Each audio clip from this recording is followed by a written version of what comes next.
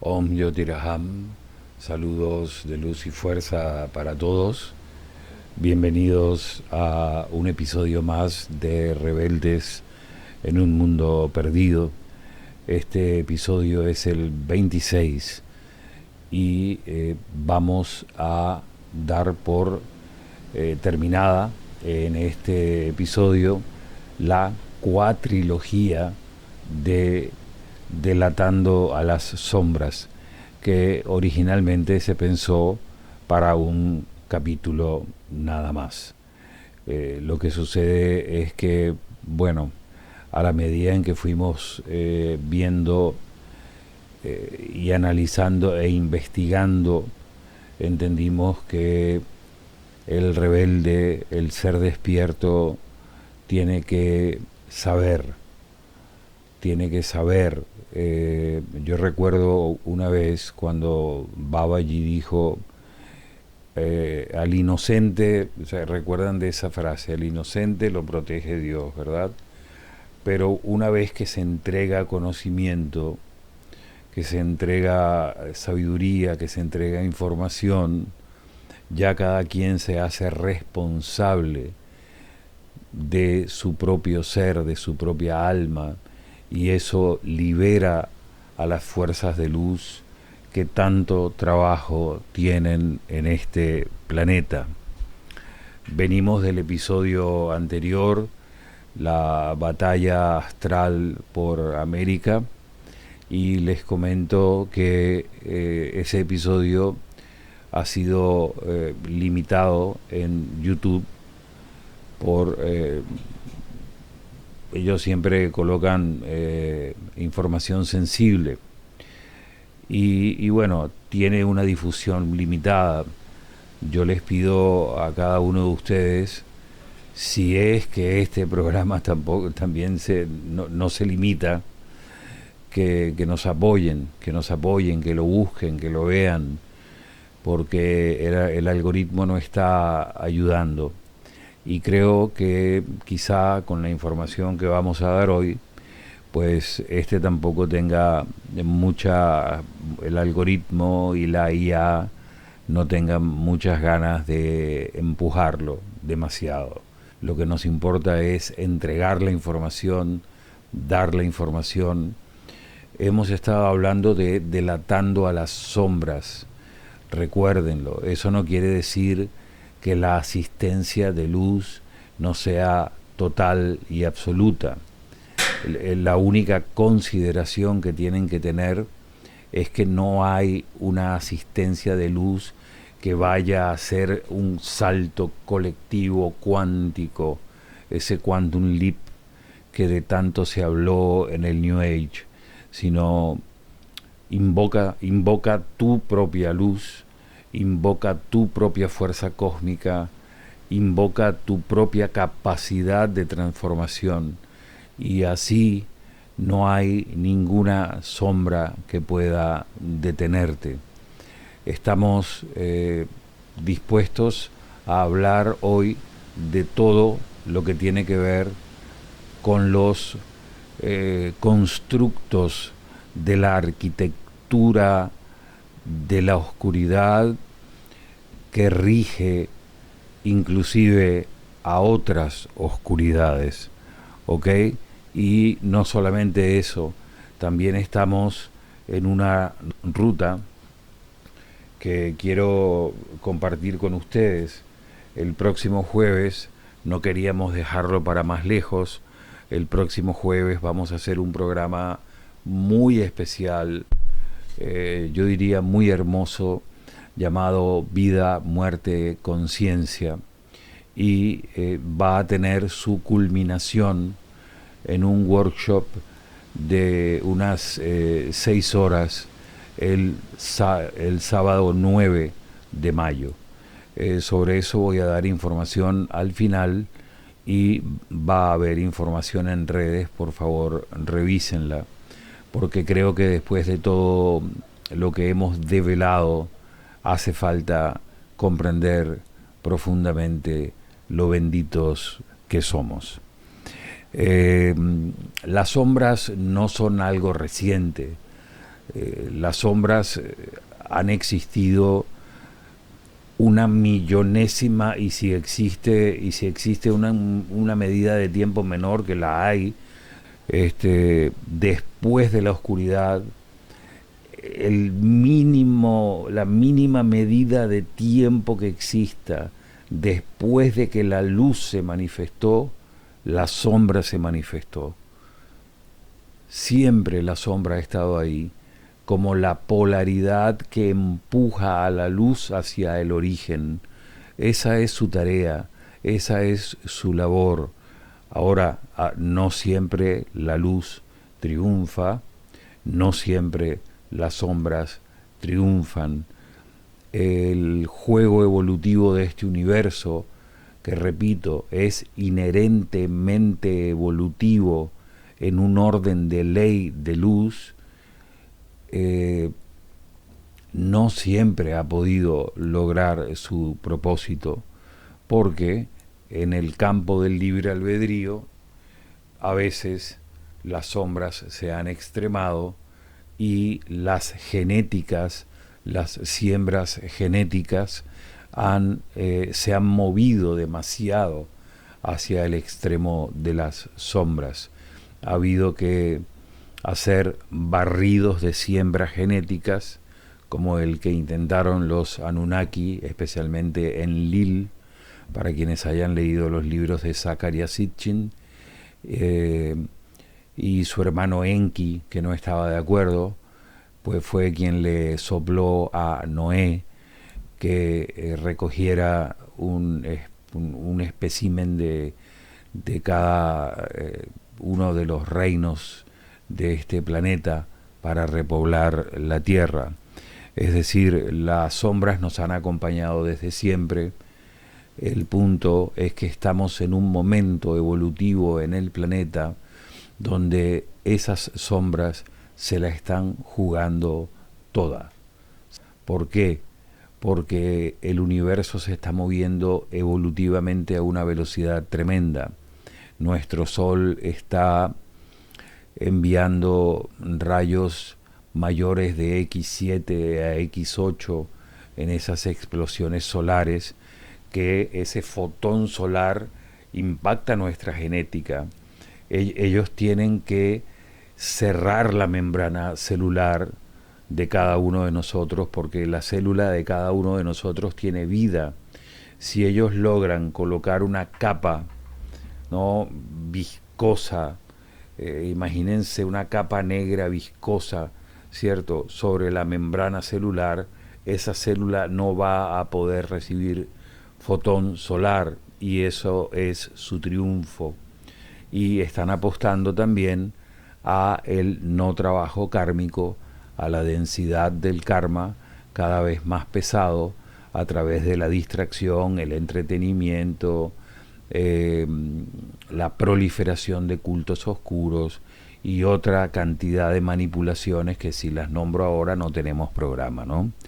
Este programa, episodio 26, le hemos puesto de los altares rojos a la silla de Montauk. Y para comenzar les voy a contar una historia. Cuando probablemente siglo XVIII, siglo XIX, masones de alto grado extrajeron artefactos muy curiosos de civilizaciones prehibridación de nuestro ADN, es decir, preadánicos, de los valles de Mesopotamia. Uno de los artefactos que extrajeron fue una pirámide, no una pirámide gigantesca como la de Keops, una pirámide probablemente de este tamaño, que tiene muchos misterios.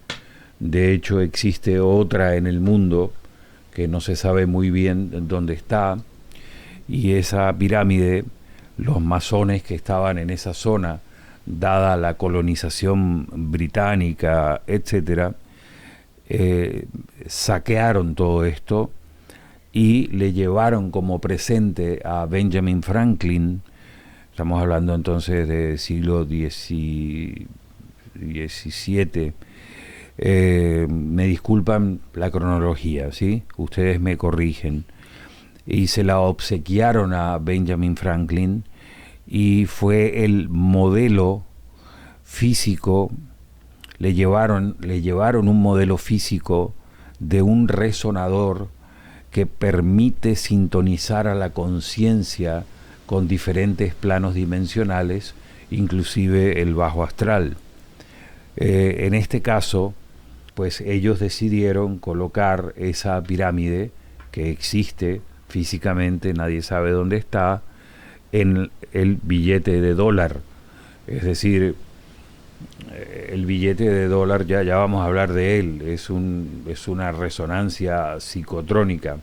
Lo curioso de la pirámide del billete de dólar es que su vértice está separado de la pirámide, que tiene 13 escalones, y el ojo, que normalmente le dicen el ojo que todo lo ve, está separado espacialmente de la pirámide.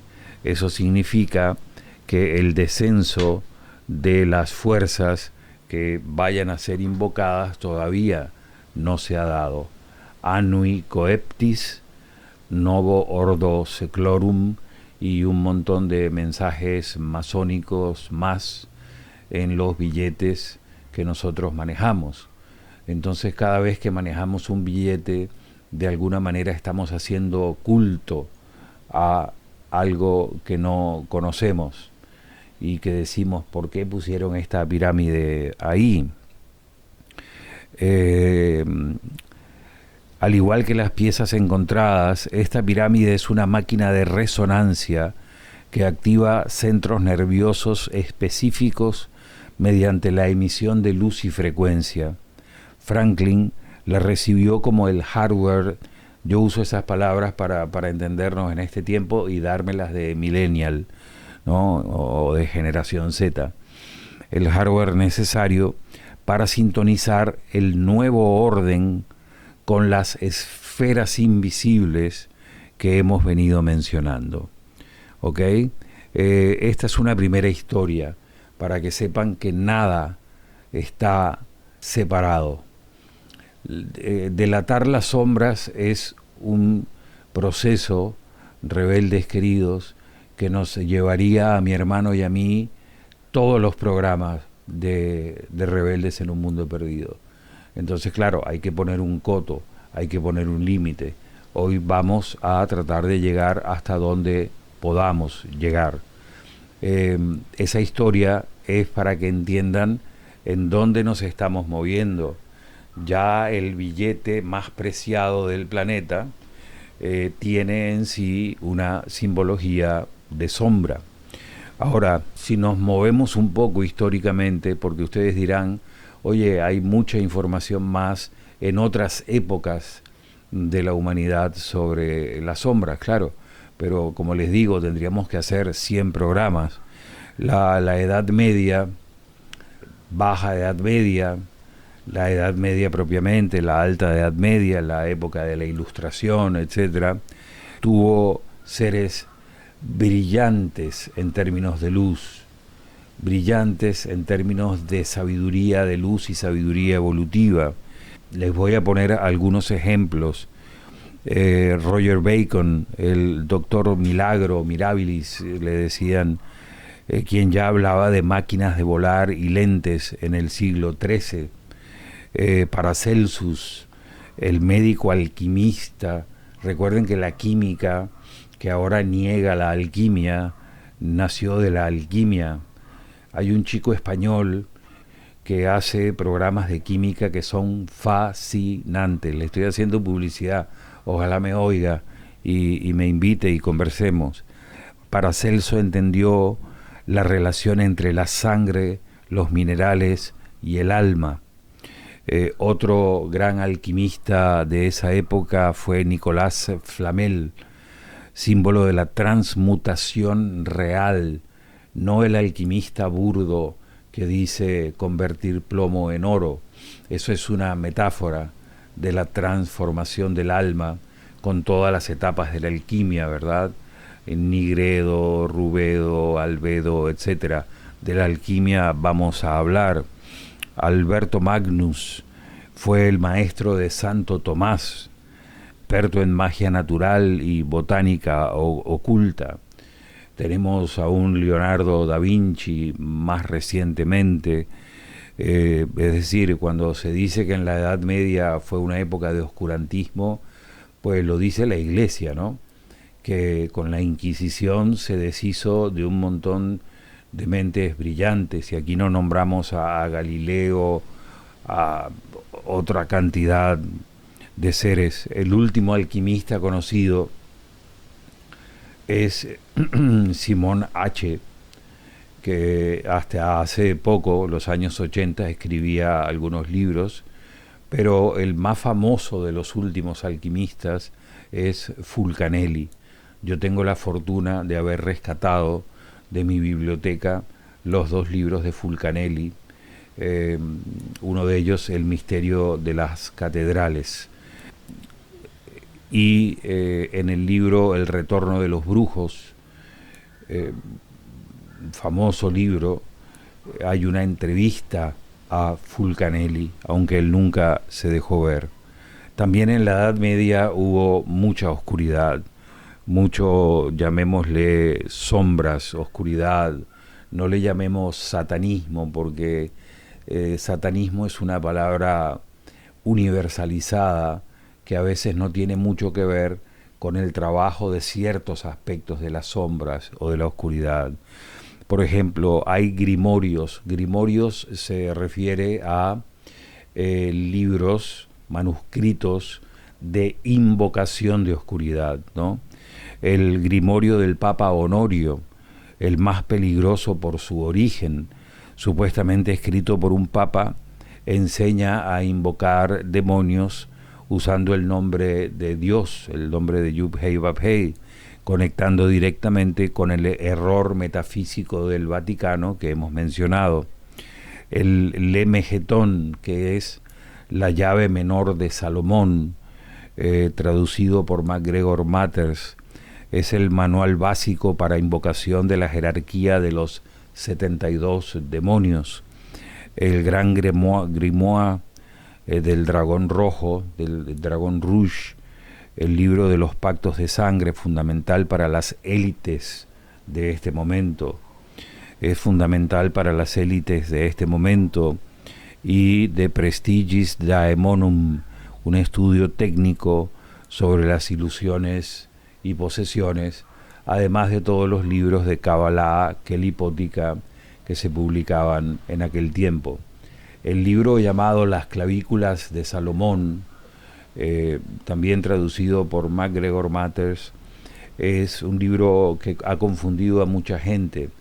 En el libro de las clavículas de Salomón, lo que Salomón hizo fue trazar sigilos, mandalas, sigilos, como quieran llamarlos, ¿verdad?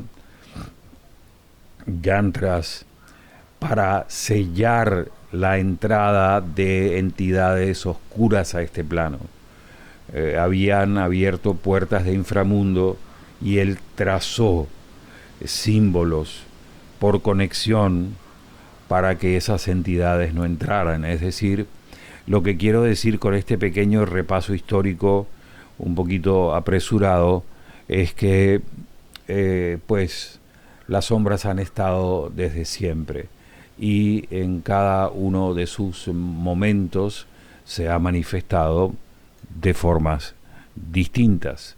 Bien, ahora vamos a entrar a lo que nos compete, la etapa contemporánea de las sombras, sobre la que también hay que hacer un poquito de historia, porque si no, no van a entender demasiado qué es lo que está pasando.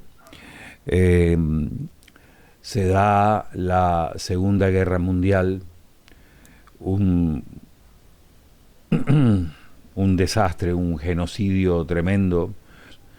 Estoy hablando en general, porque la guerra fue global, excepto América Latina, que no fue tocada, pero participó de muchas formas.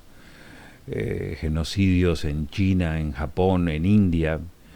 Yo tenía como ídolo a Winston Churchill y me enteré hace poco que Churchill mandó a expropiar toda la cosecha de arroz de la zona de Bengala, en la India, para alimentar a sus soldados, y provocó una hambruna donde murieron más de 1 millón de personas en India. No hay palabras para eso, no se sabe qué decir. Él decía, o era la guerra y el horror nazi, o era esta decisión. Bueno, decisiones de un estadista un poco mago también. Ahora, se da la Segunda Guerra Mundial, hay una alianza que luego se convirtió en la Guerra Fría, que fue la alianza entre la Unión Soviética y Estados Unidos para atacar a Alemania desde el este y desde el oeste, el famoso día D y el avance de los soviéticos por el este, la decisión rúnica, porque fue por runas, de Hitler de atacar Rusia en pleno invierno, provocó la debacle. Ahora, la Alemania nazi era una organización, era un culto de sombras. Había dos sociedades secretas, una conocida como la Sociedad Thule y otra conocida como la Sociedad del Vril.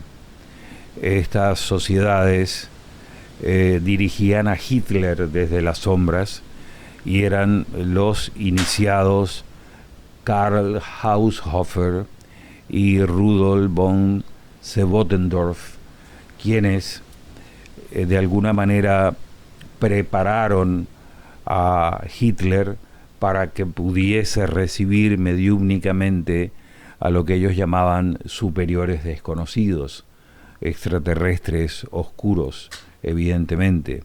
A esta ancestralidad mezclada con ufología y con,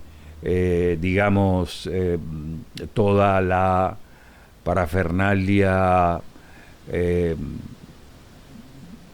esotérica nórdica, se le llamaba la Hanenerv, ¿no? La parte ancestral de lo que la Alemania nazi quería.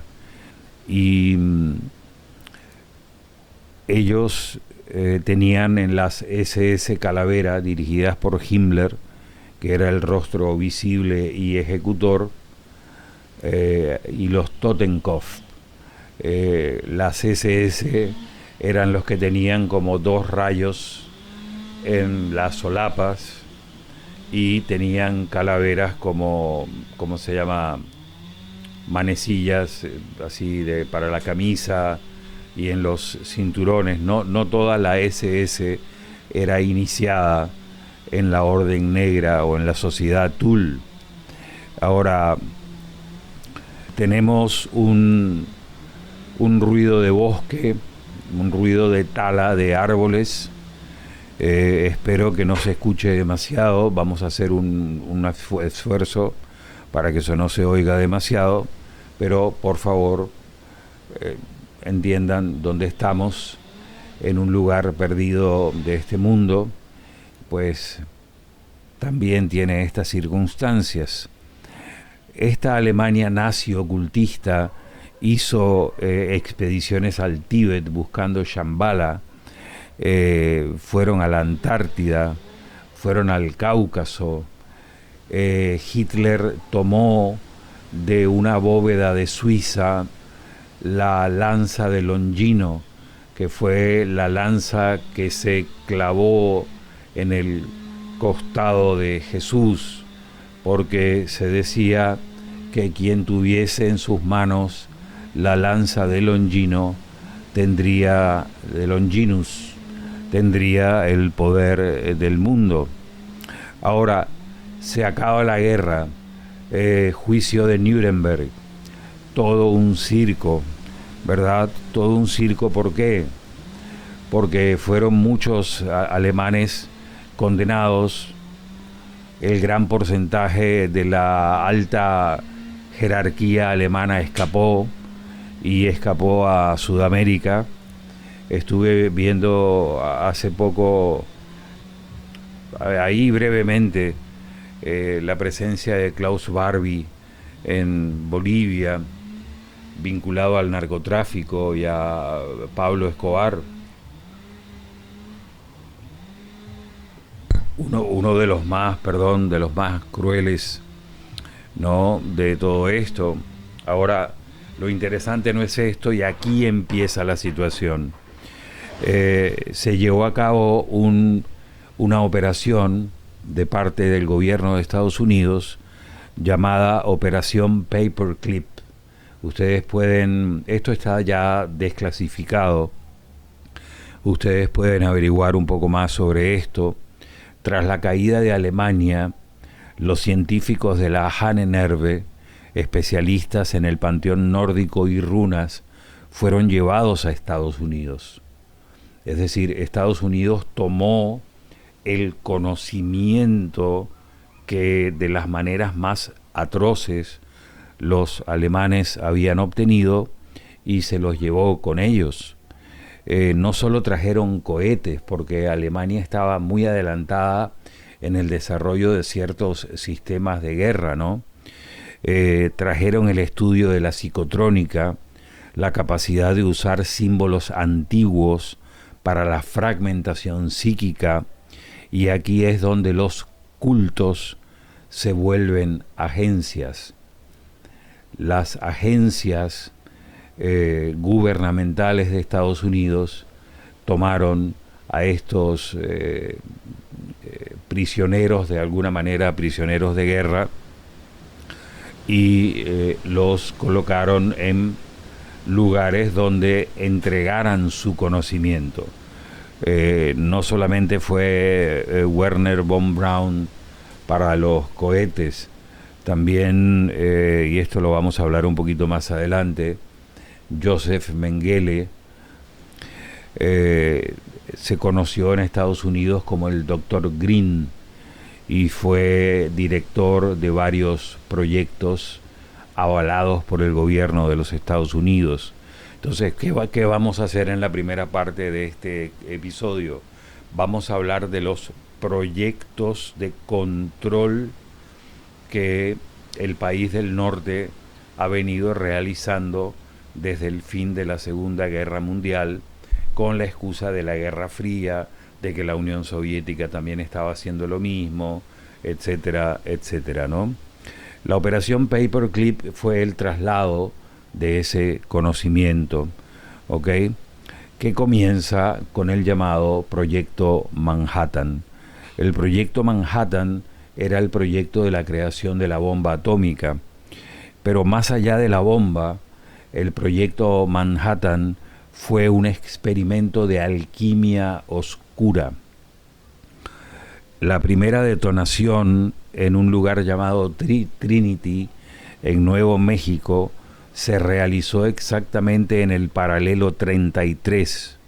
No fue solo una explosión de fisión nuclear, fue el intento de una ruptura del tejido del espacio-tiempo diseñada para llamar a las fuerzas extraterrestres oscuras, o ángeles caídos, si ustedes quieren decirlo así, que luego se integrarían a los programas de control de las élites.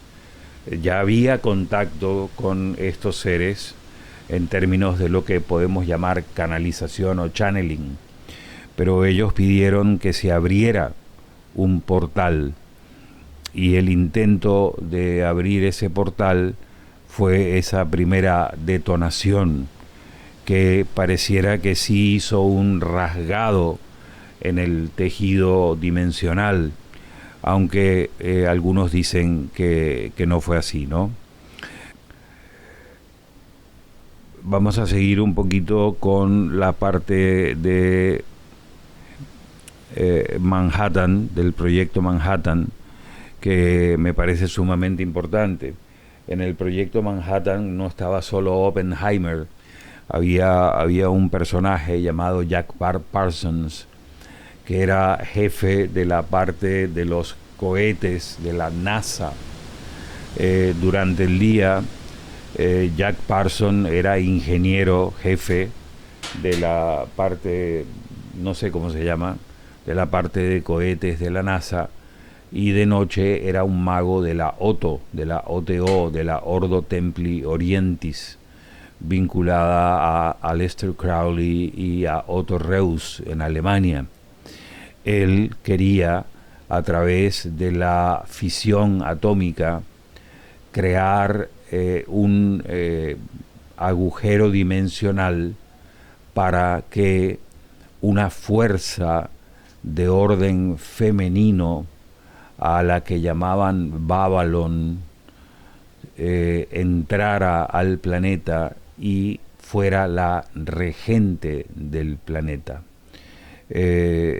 Esto de alguna manera también lo intentó hacer Crowley, pero con formas de magia distintas, no tan radicales como las que Parsons quería hacer. La historia es que ahí también aparece Ronald Hubbard, el creador de la cienciología, que era amigo de Parsons, y ellos estaban tratando de abrir este portal dimensional. ¿Ok? Muchas cosas que se dicen de la cienciología pueden terminar siendo ciertas, ¿no? La realidad un poco esotérica, chismográfica, es que Hubbard se escapó con toda la información, se escapó de Parsons, es decir, se separó de Parsons, se llevó a su esposa y con toda la información que tenía fundó la cienciología. En principio tenía otro nombre, y él intentó a partir de ahí desarrollar cierto tipo de orden iniciática que hasta el día de hoy pertenecen muchas personas del mundo de las artes, de Hollywood, del entretenimiento, etcétera. Así que tenemos Operación Paperclip, Proyecto Manhattan, que fue un proyecto de alquimia oscura, ¿ok? Para que tengan muy claro esa parte, ¿no?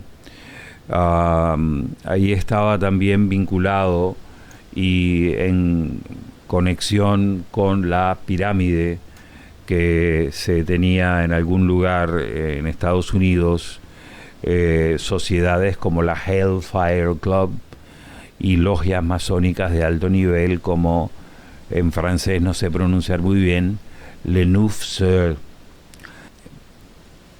Ya hablamos un poco sobre la por qué está en el dólar. Lo que se me pasó decirles es que los 13 escalones simbolizan las 13 familias que rigen el planeta. Voy a hablar un poquito más sobre el nexo entre Paperclip y el proyecto Manhattan, ¿ok? Paperclip, movimiento de los científicos nazis; Manhattan, proyecto bomba atómica. Paperclip pone la tecnología de control mental, Manhattan pone la energía de ruptura, y juntos crean la realidad en la que vivimos.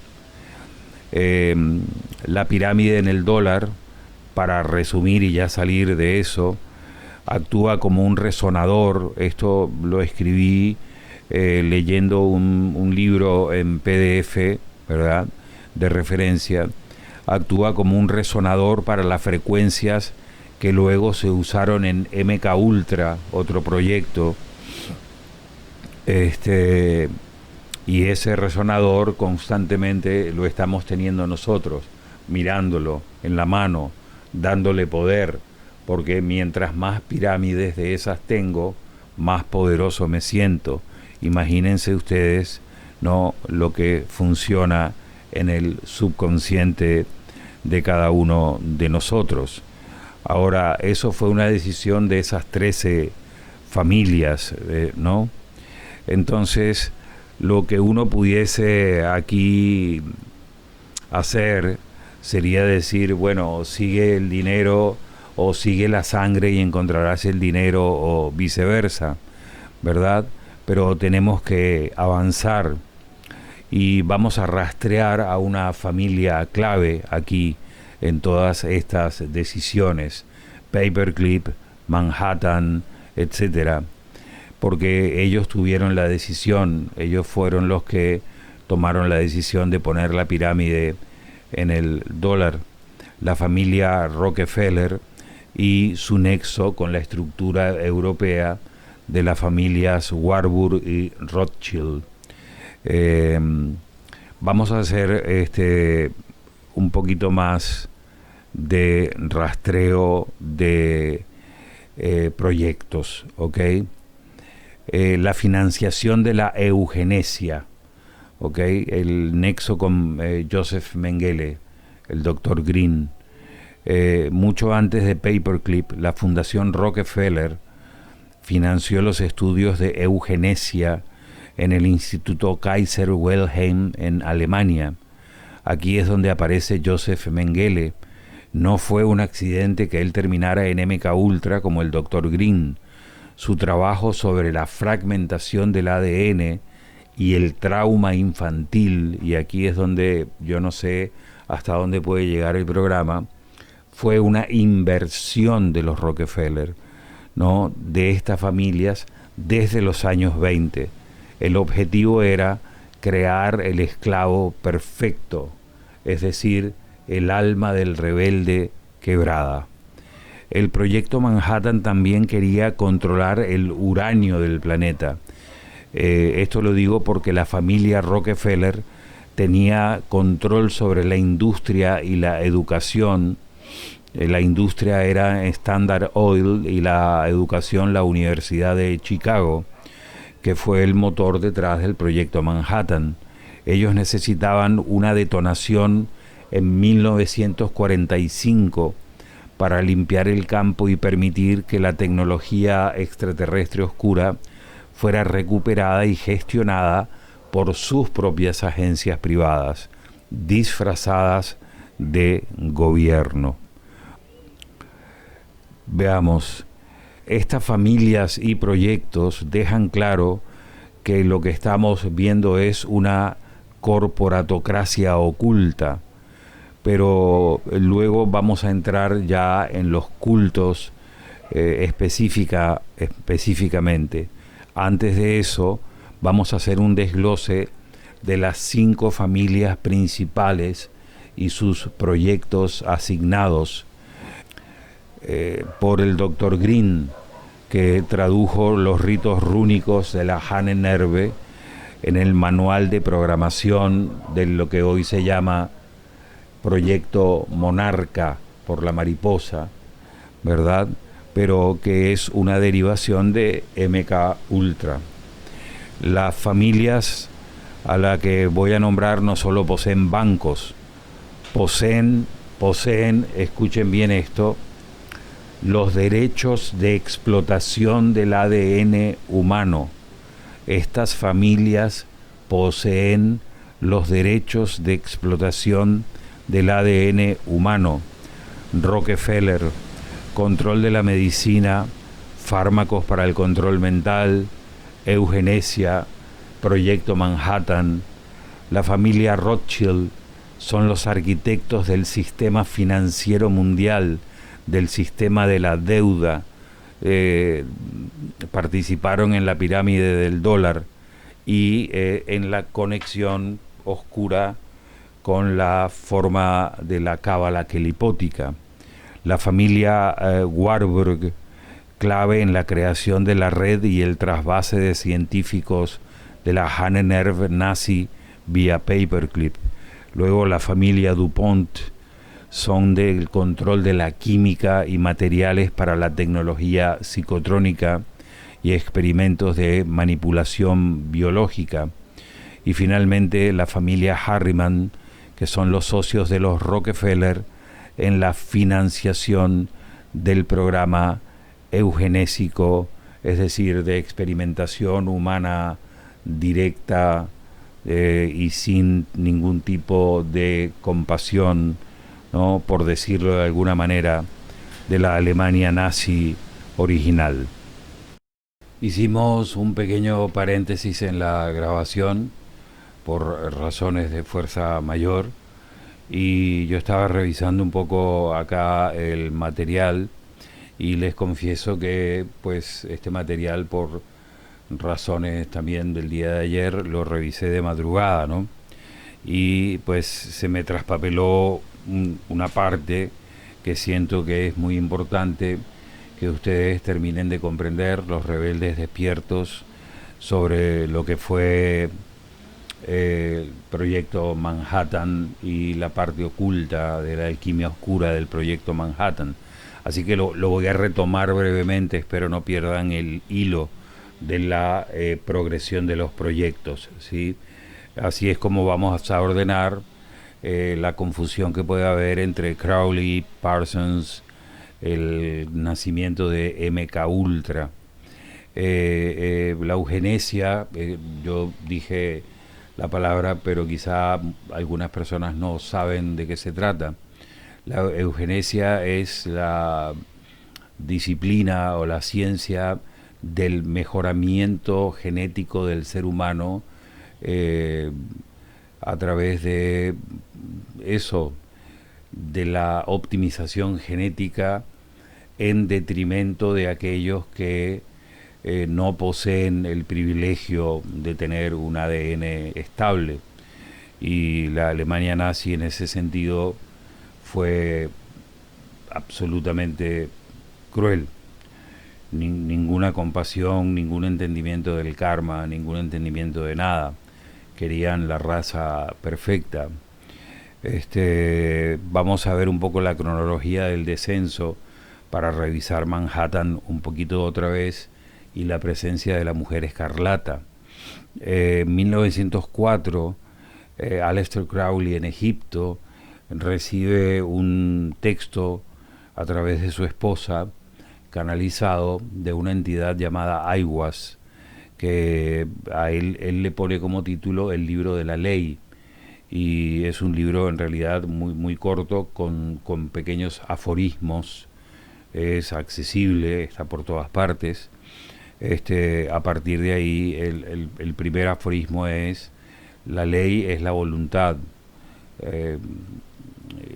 y la voluntad es hacer lo que quieras. Y luego dice: la voluntad es el amor, ¿no? Allí se basa. Ahora, él, a partir de esa recepción, funda la orden iniciática Astrum Argentum.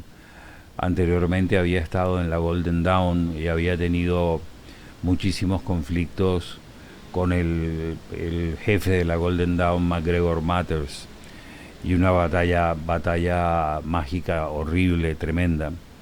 Crowley también toma el control de la OTO, de la Ordo Templi Orientes de Otto Reus, y entre la mezcla de Astrum Argentum y la Otto nace un sistema iniciático basado en grados de magia sexual. Todo eso fue llevado luego a los proyectos en Estados Unidos. ¿Ok? Ahora, entre 1945 y 1946 es cuando se da el proyecto Manhattan, y ya les nombré que allí estaba Jack Parsons y Hubbard.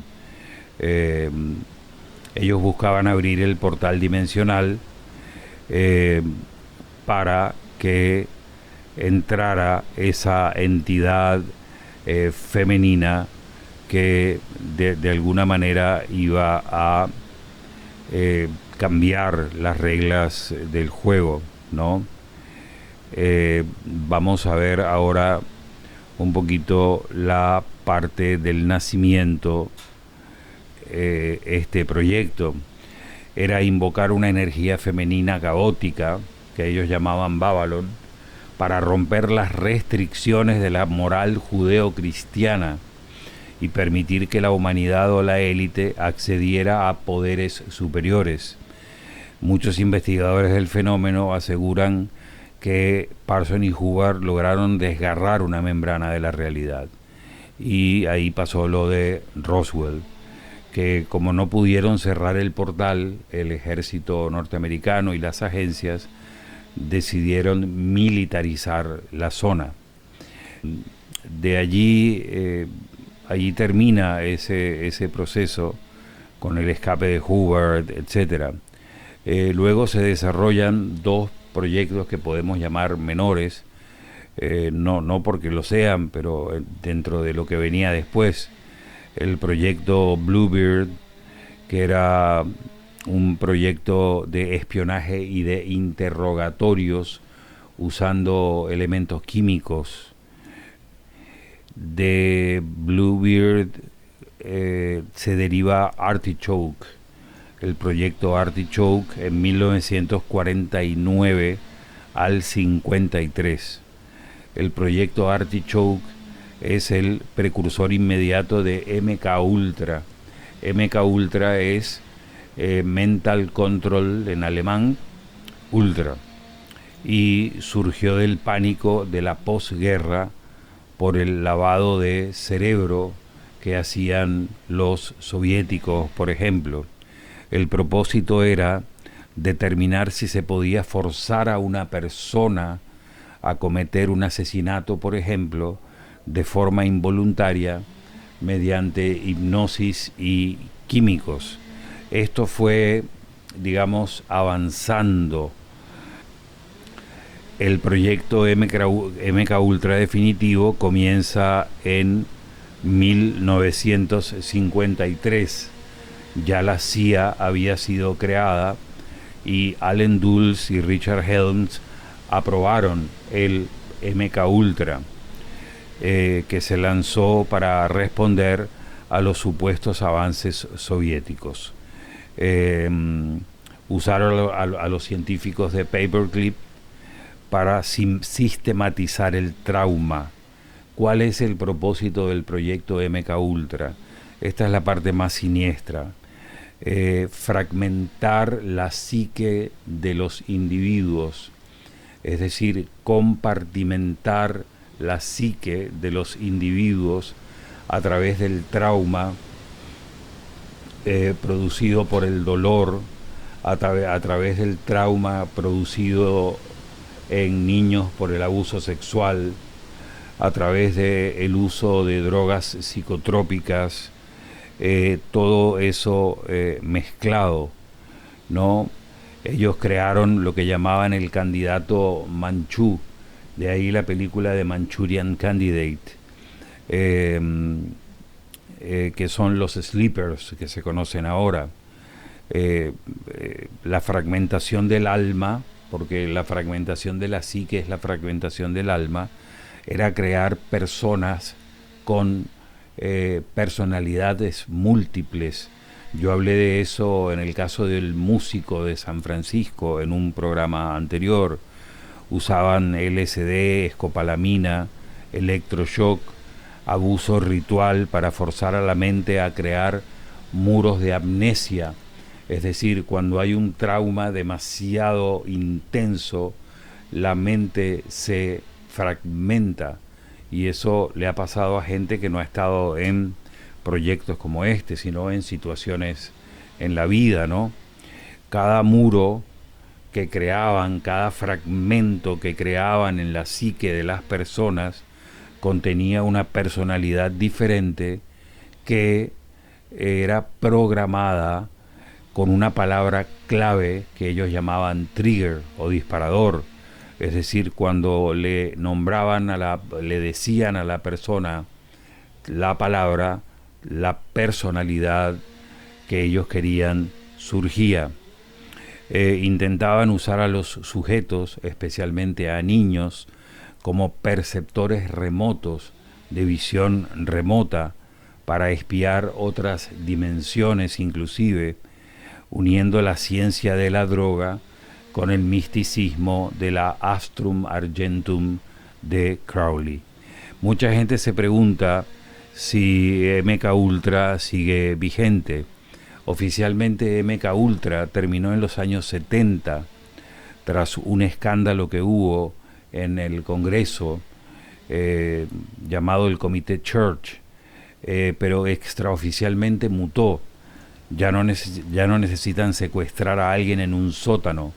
Ahora se usa la tecnología de frecuencias y se usa también lo que ellos crearon como proyecto Monarca, derivación de MK Ultra, y lo que llaman, llamémosle la cultura pop.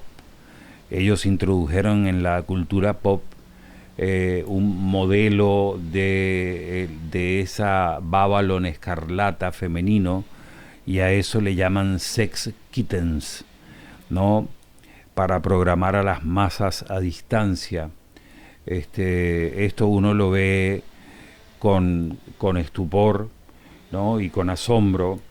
Disney está muy metido en esto.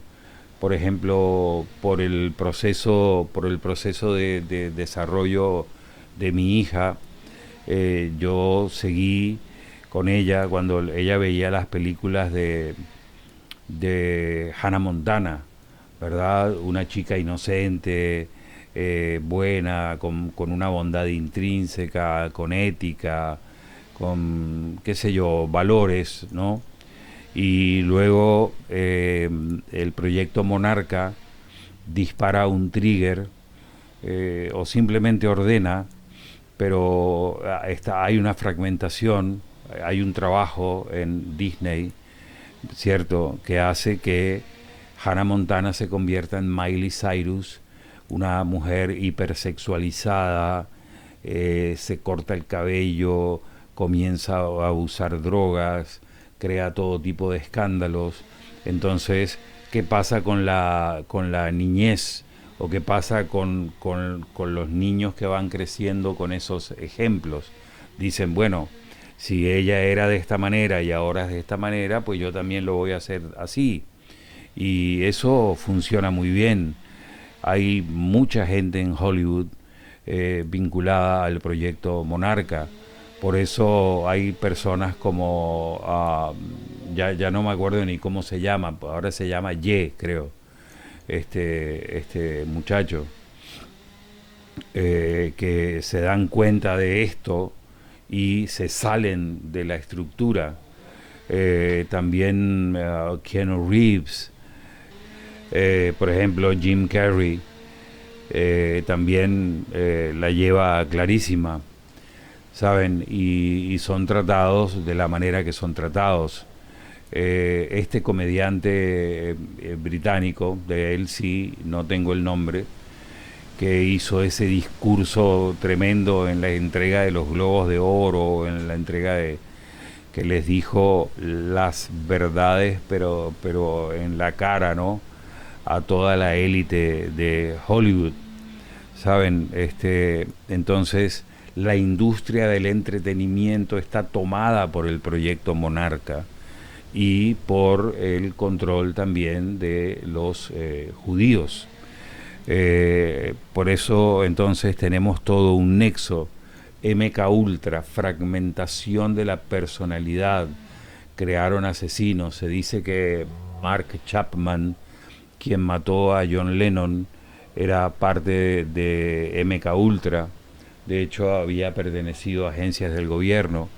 Era un sleeper. El sleeper es aquel que mantiene una personalidad normal, pero cuando le mandan el trigger, actúa de la manera que quieren que actúe y hace lo que tiene que hacer.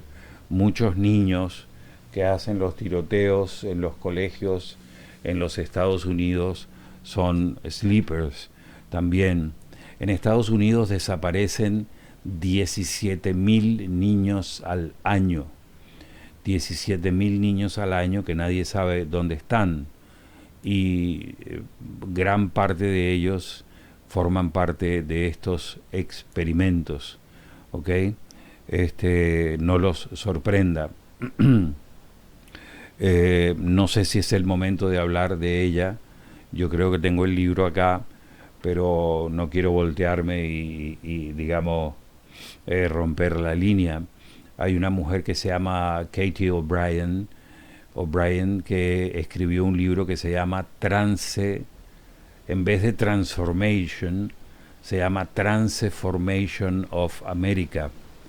Transformation of America. Ella fue rescatada porque ella formaba parte del proyecto Sex Kittens de MK Ultra y estaba compartimentada y empezó a recordar y escribió este libro que si lo leen se asustan de todo el abuso, tortura, dolor, rituales con el preciado líquido, etcétera. Ya luego voy a nombrar a otra persona más. El nexo entre Babylon y MK Ultra es que ambos buscan romper al ser humano para que algo más, una entidad o una programación, tome el control. ¿Ok? Los métodos de Mengele, que fueron trasplantados a MK Ultra, siendo llamado él el Dr. Green, son la base técnica de la programación monarca de la que estamos hablando. Nunca, jamás hubo un objetivo de darle bienestar a una sociedad o al mundo. Siempre hubo objetivos de control oscuro. Eso sorprende, eso es impresionante. Es decir, ¿dónde está la bondad aquí? ¿Dónde está el ser humano de amor? Es decir, Dios mío, y les voy a seguir leyendo los métodos que Mengele, Dr. Green, usaba. Trauma inducido por dolor extremo, utilizaba electroshock, privación sensorial, temperaturas extremas para forzar el cerebro a entrar en un estado disociativo. Cuando el dolor es insoportable, la mente huye y crea una personalidad, un alter ego, para soportar ese trauma, mientras la personalidad original queda dormida. Uso de símbolos, de simbologías y cuentos. Para estructurar la mente fragmentada, Mengele utilizaba arquetipos. De ahí vienen los códigos de Alicia en el País de las Maravillas, para inducir el sentimiento de cruzar el espejo o disociarse, o del Mago de Oz, sigue el camino de baldosas amarillas para regresar a tu programación base. Drogas y reprogramación hipnótica. Combinaba LSD con pentotal sódico, con grabaciones en bucle para insertar comandos en el inconsciente. El objetivo era que el sujeto no recordara la instrucción hasta que escuchara el trigger. Codificación por colores. Mengele asignaba funciones a los fragmentos mentales: alfa, memoria general; beta, sexual, sex kittens; delta, asesinos y soldados; y omega, seres que se podían autodestruir. Como les decía, el proyecto Monarca es una evolución directa de todo esto. Katie O'Brien es una sobreviviente y asegura en su libro que el control mental traumático fue todo bajo el paraguas del proyecto MK Ultra de la CIA. Su esposo Mark Phillips fue el que escribió el libro con ella y relata cómo fue sometida desde la infancia a técnicas de abuso sexual, manipulación psicológica, para ser utilizada como esclava sexual y agente de inteligencia para figuras de la élite política y social. Hay más sobre Katie O'Brien, pero Vamos ahora un poquito sobre el proyecto Monarca, porque todavía no hemos llegado a los cultos. Aunque el gobierno nunca ha admitido la existencia de este proyecto, es el término utilizado para la programación basada en trauma de élite, crear esclavos disociados de alto nivel, artistas, etcétera. Se pone el nombre monarca por el de la mariposa que sale tras la ruptura de la crisálida. Se perfeccionó en los años 60-70 y se volvió operativo y se infiltró en la industria del entretenimiento y las familias de élite para asegurar la continuidad de los linajes bajo control extremo. Vamos a hablar ahora de un proyecto tremendo, el proyecto Montauk. Es el heredero tecnológico del experimento Filadelfia, del que ya vamos a hablar. El proyecto Montauk se llevó a cabo en Camp Hero, Long Island. Su propósito ya no era solo controlar la mente y fragmentar la mente del individuo, sino fragmentar la frecuencia de la realidad.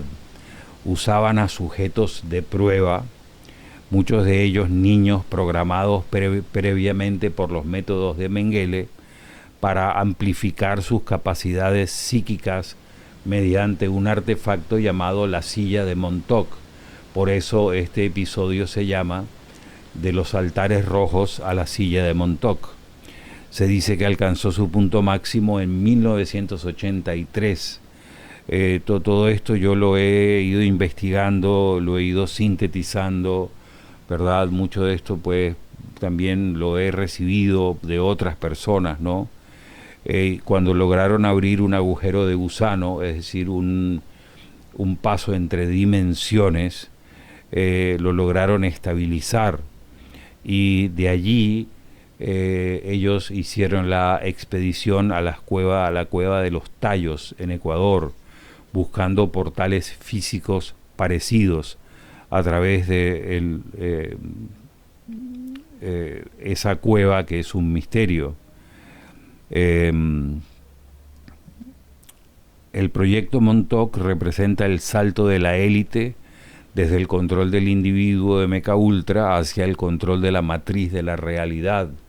Si MK Ultra era el software para la mente, Montauk fue el hardware para el tejido del espacio-tiempo.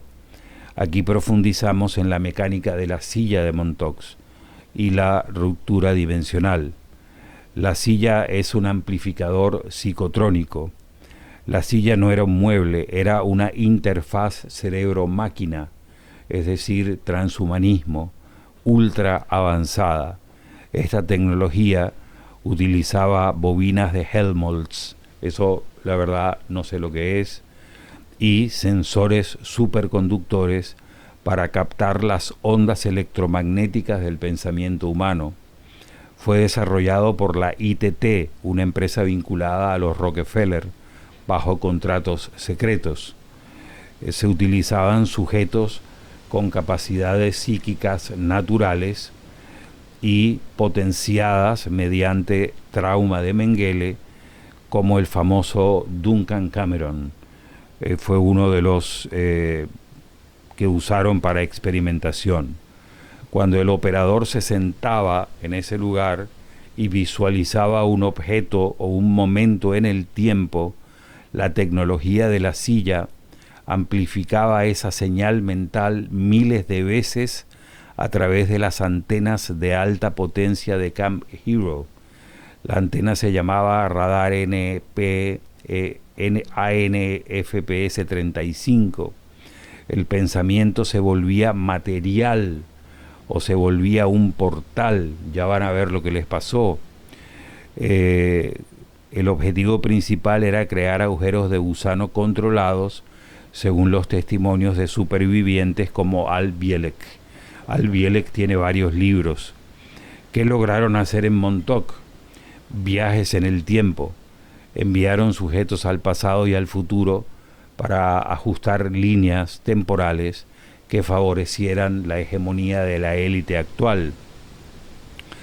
El vórtice de 1983. Se dice que en agosto de 1983 Montauk logró conectar con el experimento Filadelfia de 1943, 40 años antes. Se creó un bucle temporal de 40 años que permitió estabilizar el portal. A esto lo llamaron sincronización magnética. Para entender el proyecto Montauk, primero hay que entender el fallo del experimento Filadelfia, también llamado Proyecto Rainbow. Fue el intento de la Marina de los Estados Unidos para aplicar teoría de campo unificado de Einstein para hacer invisible un barco al radar. El experimento Filadelfia funcionó así.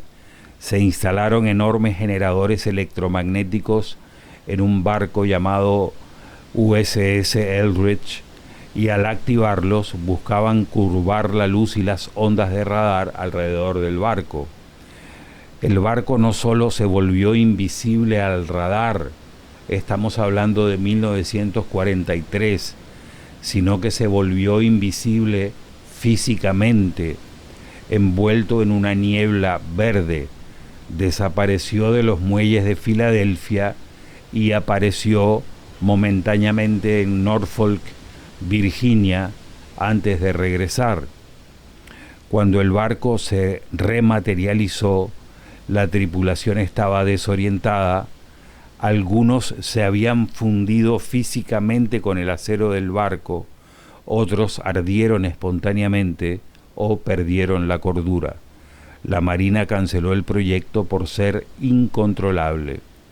La conexión con Montauk. La conexión no solo es temática, es física del espacio-tiempo.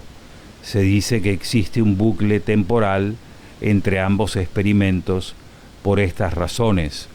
Sincronización magnética. Ambos utilizaron frecuencias basadas en los ciclos de la Tierra, que alcanzan un pico cada 20 años. Por eso esto sucedió 40 años de distancia.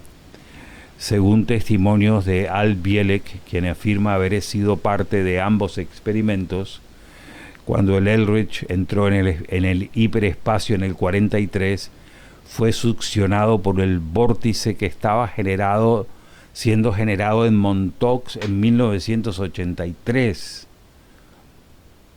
Los dos experimentos se anclaron el uno al otro, permitiendo que en la tecnología del 83 estabilizara la del 43. El matemático John von Neumann fue el director técnico de ambos. En Filadelfia aprendió que la mente humana no puede soportar el cambio de referencia temporal sin un anclaje. En Montauk usó la silla para proporcionar ese anclaje psíquico a través de sujetos programados. Filadelfia fue el accidente que demostró que el teletransporte es posible. Montauk fue el laboratorio donde las familias de élite, financiadas por el dinero que rastreamos de los Rockefeller, domesticaron ese accidente para convertirlo en una puerta trasera de la realidad. Este bucle 43-83 es fundamental porque demuestra que la élite no solo viaja en el tiempo, sino que ha creado nodos de control fijo en nuestra historia para evitar que la línea temporal se desvíe de sus intereses. El control del tiempo en los cultos de élite no se percibe como una curiosidad científica, sino como el mecanismo de dominio definitivo de la Maya Matrix sobre la narrativa de la humanidad. Al integrar la tecnología Montauk con prácticas esotéricas, estas organizaciones buscan operar fuera de la línea del tiempo para asegurar supervivencia y poder. De aquí se basa la serie Stranger Things, ¿no? Y ya les voy a contar algo que pasó en el proyecto Montauk y por eso se cerró. Y en ese episodio, en esa situación, se basan para la serie Stranger Things. Pero Para las élites, sigue un poco la narrativa, el tiempo cronológico es una cárcel para las masas, no para ellos. En sus rituales de alto nivel, como en Bohemian Grove, utilizan tecnología de frecuencia para inducir estados de tiempo sagrado o reversible. Buscan la atemporalidad ritual. Nosotros enseñamos en programas anteriores cómo producir tiempo vertical de luz, no cómo producirlo con oscuridad y tecnología oscura. Vayan ustedes haciendo un poco de memoria de lo que nosotros hemos conversado aquí. Tiempo evolutivo y tiempo vertical para conectar con las fuerzas cósmicas de luz, no para conectar con el dominio y el control. Esto es el opuesto. Mediante los ritos de Bohemian Grove, de los que ya vamos a hablar, intentan hacer presentes momentos de poder primordial para recargar su influencia en el presente lineal. Quiero encontrar acá una parte que es muy importante, donde vamos a hablar sobre la parte más densa del software de control, donde la tecnología de Montauk se encuentra con la tecnología del alma, utilizando elementos del culto del palo mayombe. El palo mayombe no es el único culto que ellos usan, pero es el más utilizado por las agencias para el anclaje físico de energías de inframundo, para permitir a seres de inframundo o extraterrestres oscuros para entrar a este plano. El palo mayombe es un hardware ritual. A diferencia de la santería, el palo trabaja con prenda o nganga, es decir, las vasijas de huesos. Por eso la élite lo usa. Las agencias de inteligencia MK Ultra y CIA descubrieron que el palo actúa como portal de baja frecuencia. Los huesos actúan como una antena de ADN que permite a las entidades de inframundo manifestarse en este plano. Y de aquí viene la cosecha del preciado líquido. El sacrificio de este culto no es por fe, es para generar una descarga de ectoplasma que alimenta los sistemas psicotrónicos. Es el combustible orgánico que necesita la máquina de control de Montauk. Antes de hablar de ya vamos a hablar de los cultos de élite, les voy a contar cómo nace Stranger Things. Un niño que estaba en el proyecto Montauk, en la silla de Montauk, creó desde su subconsciente, crean ustedes esto o no, esto es narrativa de información para que ustedes saquen conclusiones. De esas conclusiones, producto de la reflexión, saquen síntesis, y de esa síntesis saquen acciones. ¿Qué tengo que hacer? ¿Qué acciones tengo que hacer si vivo en un mundo así? ¿Qué acciones tengo que hacer? Nadie las va a hacer por mí. Ya están viendo cómo funciona todo esto.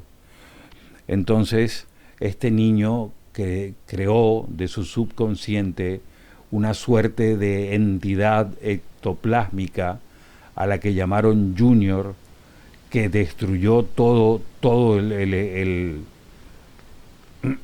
facility, el espacio del proyecto Montauk, que es la entidad que aparece en Stranger Things a través de 11, de 11, ¿okay? Y el Upside Down son esos agujeros de gusano y esos pasos dimensionales. Ahí no hay nada, digamos, de ciencia ficción. Ahora vamos a hablar un poco de los cultos de élite, ¿verdad? De los proyectos oscuros de control de conciencia, de fragmentación de conciencia del individuo, a los que habría que sumar todo lo que ya les hemos contado acerca de la Maya Matrix. Como ven, es un entramado inextricable en el que el ser humano está atrapado y básicamente densificando su karma, porque no sabe cómo salir de esto. Y la respuesta está dada en muchos de nuestros episodios y la seguiremos dando.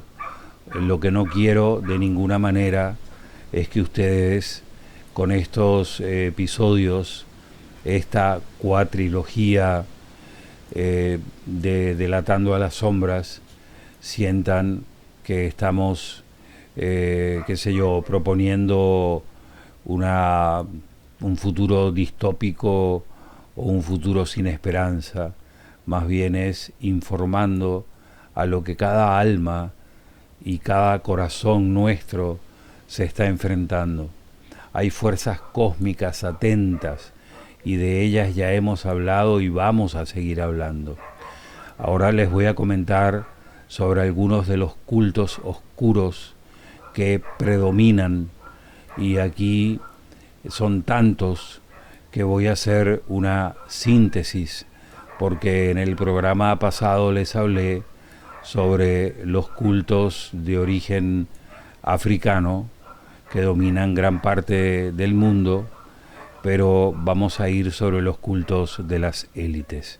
Vamos a empezar en primer lugar por lo que muchos llaman Illuminati, aunque ellos también se denominan bajo otros nombres, ¿ok? Los cultos Illuminati comienzan con lo que se llama el culto al Pindar.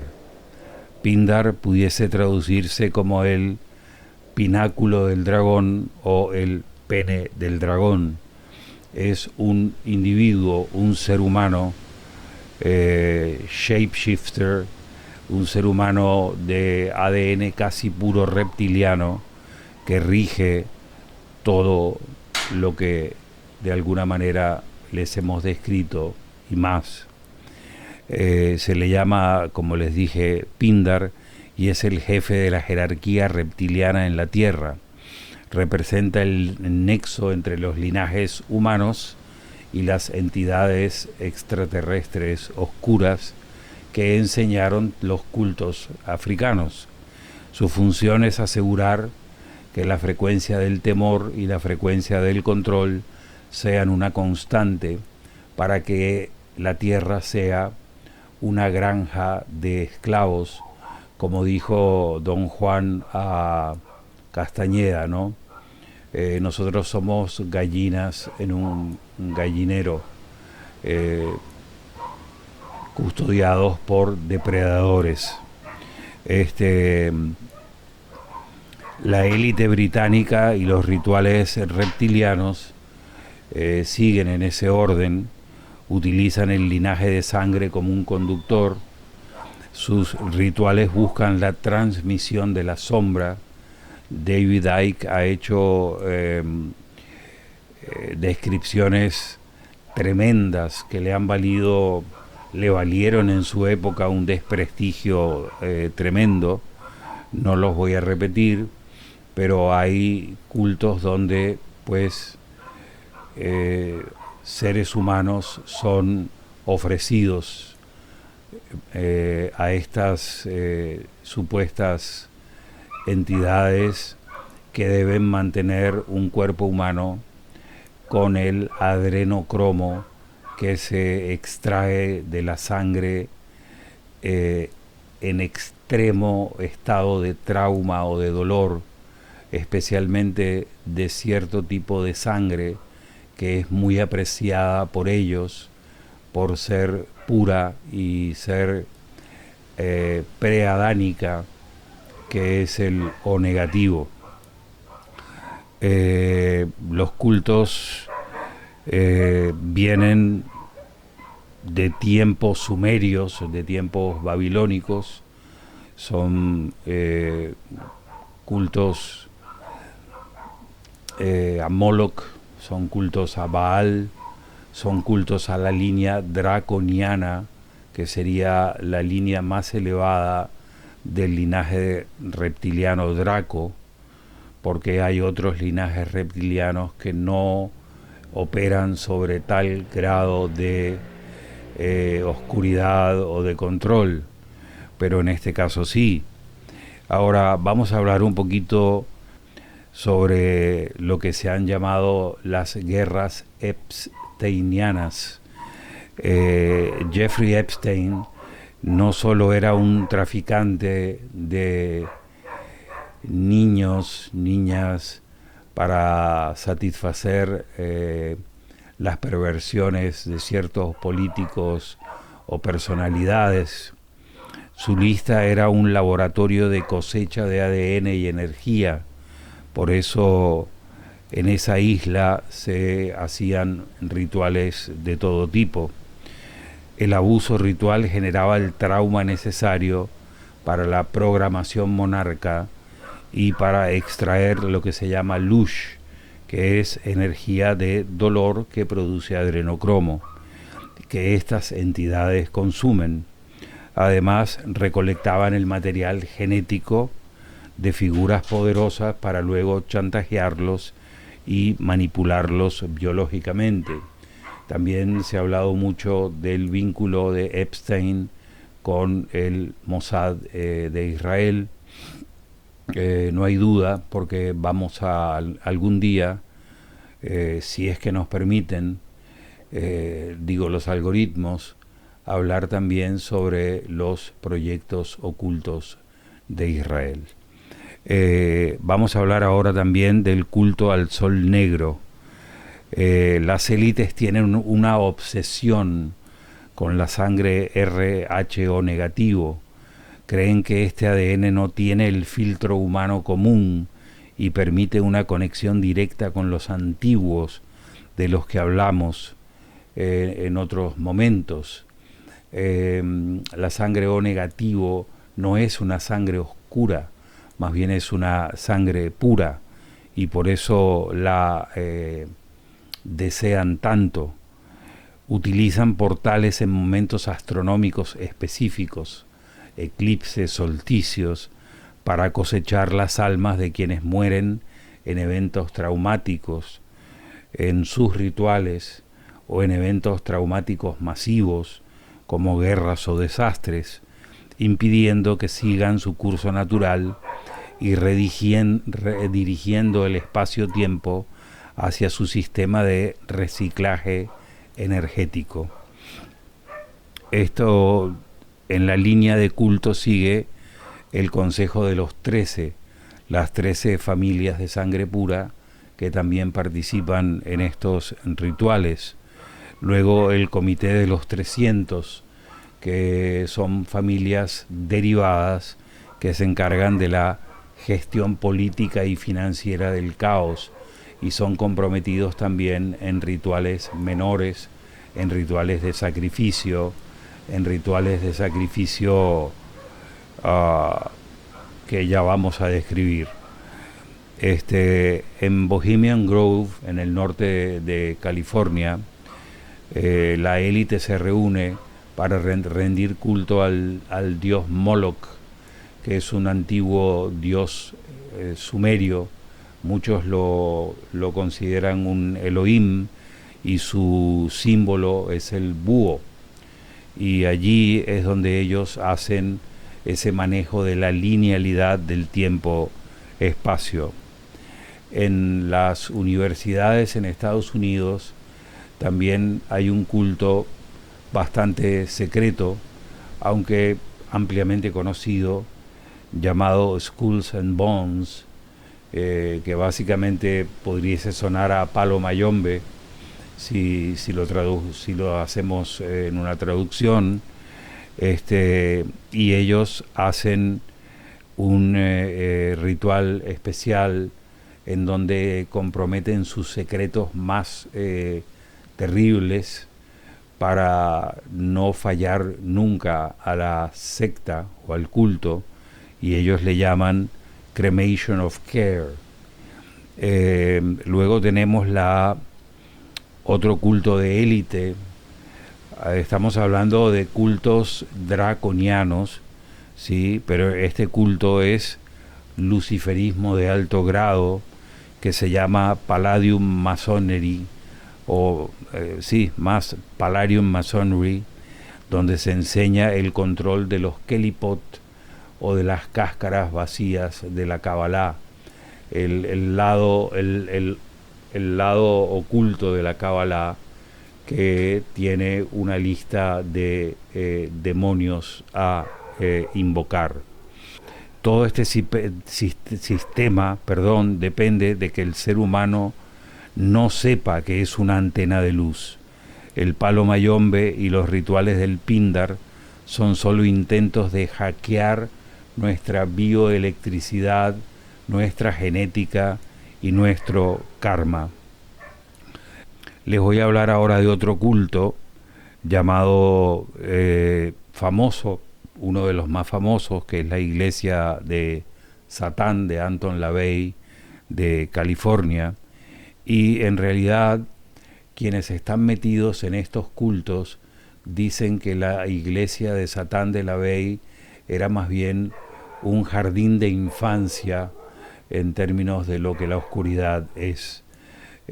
Manejaba una exaltación del ego, una exaltación de la personalidad, de hacer tu voluntad, es decir, no era algo que se pueda comparar con lo que estamos hablando anteriormente. Yo tuve oportunidad de estar en el nicho de donde están los restos de Paramahamsa Yogananda, en el cementerio, no recuerdo cómo se llama la zona, en California, y al lado del nicho de Yogananda, para quien haya ido o vaya a ir alguna vez, verán un pentagrama invertido, que significa que las personas que están ahí pertenecían a la iglesia de Satán. Luego otro culto satánico más o menos conocido es el templo de Set de Michael Aquino. Aquí es donde los cables se conectan con el ejército. Michael Aquino era un alto oficial de la guerra psicológica o de las Black Ops o de las operaciones negras o de las Psy-Op, operaciones psicológicas de Estados Unidos, con acceso a MK Ultra. Él llevó el satanismo a un nivel técnico, utilizando la magia negra como una herramienta de control mental y manipulación de la frecuencia cerebral. Les voy a hablar ahora de una corriente que para muchos es la más peligrosa y destructiva, es la que se llama la corriente 218. No mucha gente la conoce, también es conocida como satanismo anticósmico, y en realidad está muy presente en los niveles operativos de las sombras. El ideólogo principal de la corriente 218, como les digo, también conocida como satanismo anticósmico o satanismo gnóstico del caos, es Vlad Kozhnov-Sharis, más conocido por los seudónimos Frater Nemedial o NA218. Él fundó en 1995 el Misanthropic Luciferian Order, MLO, en Suecia, organización que más tarde cambió su nombre al Templo de la Luz Negra. Es el autor de textos fundamentales de satanismo anticósmico. No les voy a nombrar los libros para que no los busquen. Lo interesante de esto, y cuidado, no estoy haciendo apología, este culto como la corriente 218 no adora a Satanás como el gran contendor de Dios, sino que ellos aseguran que el planeta está dominado por un falso Dios y lo que quieren es llevar a través del caos de sus rituales, ¿no? Y de la voluntad de sus seguidores, hacer retornar al inmanifiesto original, aduciendo que la creación fue un error de un falso Dios. Es decir, la corriente 218 está formada por intelectuales, por artistas, por gente que tiene una filosofía completamente distinta al orden de la luz. Es decir, por eso cuando decimos la oscuridad se respeta, significa que no son locos que andan por ahí diciendo voy contra Dios, sino ellos plantean que aquí existió una trampa y que lo que es la realidad es un caos cósmico no manifiesto, y pretenden de una manera muy combativa y destructiva volver a ese caos. No están vinculados demasiado con otras órdenes, pero realmente pues una de las más peligrosas en el sentido de lo que se plantean. La corriente 218 tiene en la música, especialmente en la música llamada black metal, una de sus formas de penetración en la juventud, ¿no? Porque dicen que están centrados en la liberación del espíritu del cosmos, que es la prisión material del demiurgo y del regreso al caos primordial. Bandas de black metal que estaban vinculadas a la corriente 218 son, por ejemplo, Dissection, que es la banda más emblemática de esta corriente. Su líder, John Notveit, fue un miembro prominente, y el álbum llamado Rain Chaos es considerado un manifiesto musical de esta corriente. Él se suicidó después de haber estado 8 años preso por haber matado a una persona en medio de un ritual tomado de los libros de la corriente. Otra banda de black metal vinculada a la corriente 218, también sueca, se llama Watain, y su líder Eric Danielson colaboró estrechamente con Dissection y apoya plenamente el concepto satánico de la MLO. La banda incorpora la estética y la filosofía anticósmica en sus rituales en vivo y líricas. Hay una banda argentina también llamada Wolves Winter, que es una banda reciente cuyas líricas y espiritualidad rondan explícitamente la tradición cainita y la corriente 218. Hay otras bandas más vinculadas a eso. Para ir cerrando, me gustaría hablar también de la corriente llamada Dragon Rouge, el dragón rojo, fundada por Thomas Carlson en 1989 en Suecia. Es una de las órdenes de magia oscura más estructuradas, que sigue una línea draconiana, la vía del lado izquierdo.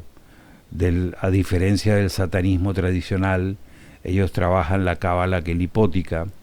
Su enfoque es el sendero de la mano izquierda, buscando la deificación del individuo, contrario a la corriente 218, a través del descenso a los inframundos con el árbol de la muerte. Thomas Carlson es un académico, es ocultista y también escribe letras para las bandas como Therion. Esto es clave para entender cómo a través de la música sinfónica y el metal, Carlson inserta conceptos de los Kelipot en el inconsciente colectivo de miles de personas, especialmente jóvenes. La relación con la élite de la Dragon Rouge se presenta como una orden iniciática individual. La tecnología de manipulación de las esferas del caos es idéntica a la que utilizan las familias de la élite en sus rituales privados. Es el mismo software de sombras, pero con una cara más intelectual y filosófica. Bien, mientras la corriente 218 es puramente destructiva, porque busca el fin de la materia, la Dragon Rouge es alquímica, busca usar la oscuridad para transformar al mago en un dios en sí mismo. Sin embargo, ambas sirven al mismo propósito del mapa de control: desviar la energía del rebelde despierto hacia el reino de las sombras, evitando que la conciencia alcance la luz. Hay dos cultos que quizá no son muy conocidos, pero que se han hecho también muy, no llamemos peligrosos, pero sí muy presentes. Uno es el culto de la culebra negra, en francés, Le Couleuvre Noire. Es mezcla de ocultismo gnóstico con vudú, palo mayombe. Es una corriente de magia técnica extremadamente potente que utiliza la energía sexual para hacer viajes astrales y para espionaje psíquico. Y finalmente, la Orden de los Nueve Ángulos, una orden extremista que promueve la infiltración en instituciones como ejército, policía, para acelerar el colapso de esta civilización y el surgimiento de un nuevo hombre oscuro, muy vinculada a operaciones de falsa bandera. Esta corriente de los nueve ángulos es sumamente peligrosa.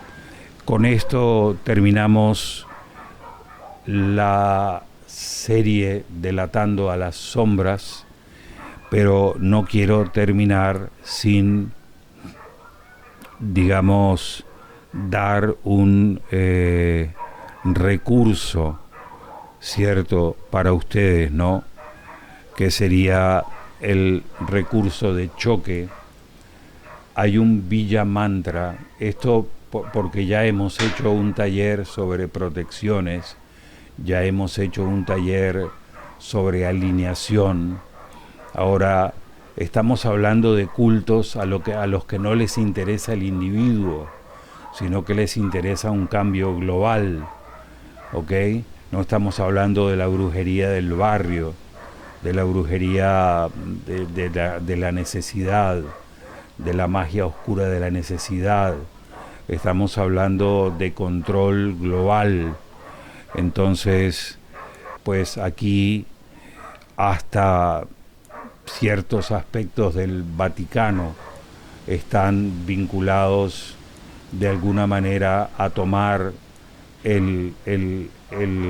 llamemos la esencia de nuestro plasma, ¿verdad?, y entregarlo a las formas del demiurgo. Así que todo esto sigue siendo una inextricable trama laberíntica de sombras en las que nosotros nos levantamos cada día ignorando que esto existe. Una recomendación de protección hasta cuando tengamos tiempo de desarrollar esto con más tiempo. La visualización del sello 108 o la visualización del número 108. Se los voy a describir, ¿ok? Imaginen una esfera de espejo que los rodea. El espejo está hacia afuera. No es una pared, es un reflector.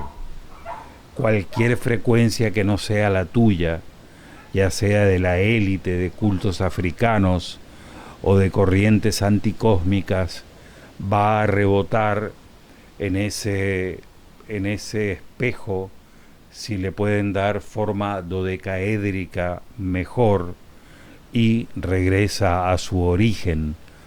Para eso ustedes tienen que energizar ese espejo con un Villa Mantra que se da en altas iniciaciones. Yo lo voy a pronunciar hoy. Si lo van a pronunciar con duda, si lo van a pronunciar con poca convicción, si todo lo que les hemos contado en estos 4 capítulos no les parece real, ni se ocupen de pronunciarlo, por favor se los pido, porque le restan fuerza.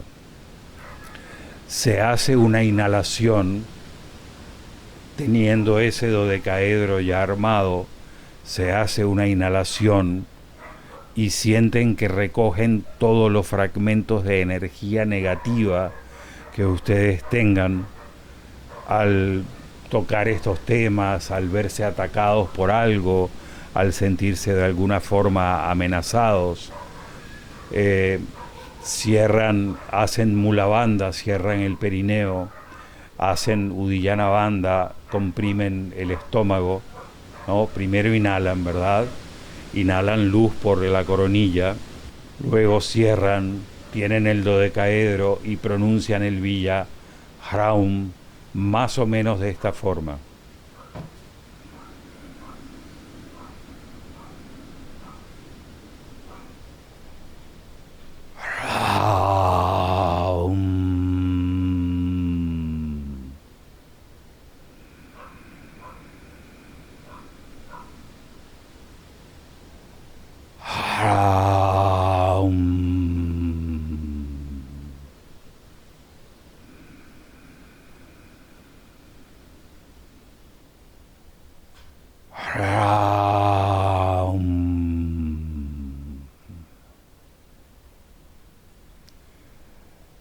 Parece algo un poco ahí, ¿no? Medio raro, ¿no? Pero en realidad es uno de los Villa Mantras más fieros de Shiva, que es como que mandara una fuerza de choque que envía lejos toda esta energía, ¿no? Y finalmente decir: declaro mi ADN como espacio restringido, libre, conectado con la fuente. No soy ni seré canal ni recipiente. No soy un observador pasivo. Soy el origen de la luz, soy el origen de la frecuencia del Dios regente de este universo, Om Yotir Aham. Y con eso ustedes tendrán una protección hasta que podamos dar más. Con esto despedimos la cuatrilogía Delatando a las Sombras con un episodio bastante más largo. Si acaso este episodio no es permitido en YouTube, yo les voy a dar las coordenadas para que lo puedan ver adecuadamente. Hemos terminado con esta tarea que no la tomamos como un desafío, sino como un dharma, un deber que hacer, ¿verdad? Delatar, como dije, que fue la palabra que usaron, o develar las sombras, es tarea de todo rebelde peligroso, sean las consecuencias que sean. Tomen lo que sientan, siéntanlo, reflexionen, síntesis y acción. Hasta aquí el episodio 26 de Rebeldes en un Mundo Perdido. Recuerden el capítulo de la semana que viene, Vida, Muerte, Conciencia. Ahí vamos a entrar en otro universo de mucha más esperanza y de mucha más vida. Y el sábado, un taller especial, Vida, Muerte, Conciencia, ya en total modo práctico. Lo van a sentir y a experimentar si se animan con mucha profundidad. Va a ser una experiencia única. Vamos a ver los detalles esta noche o mañana. Sean todos benditos en la luz de Shiva. Om Jyotir Aham.